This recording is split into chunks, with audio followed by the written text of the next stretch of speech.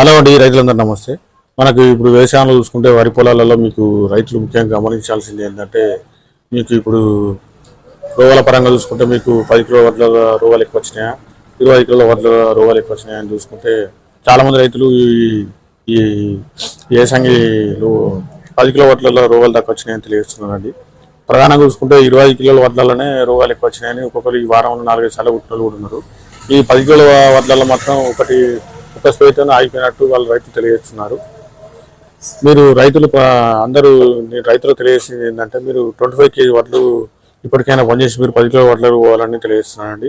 మనకి ఈ పెద్దపల్లి జిల్లాలో చూసుకుంటే 10 కిలో వడ్లలో దొడ్డు రకం వెరైటీలలో ఆల్రెడీ ఇప్పుడు రోగాలు తక్కువ ఉన్నాయి. ఒక్కొక్క రైతు 1-2 స్ప్రేలు చేశాడు.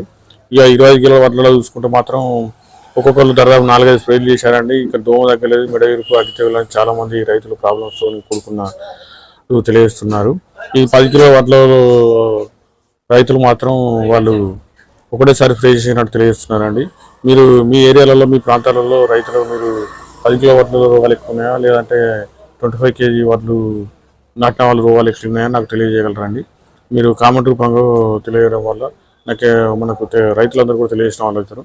ముఖ్యంగా మీరు మా ఛానల్ సబ్స్క్రైబ్ చేయండి, లైక్ చేయండి, షేర్ చేయండి. ఇలా షేర్ చేయడం వల్ల ఈ వార్త అనేది చాలా మందికి చేరుకుంటుందండి.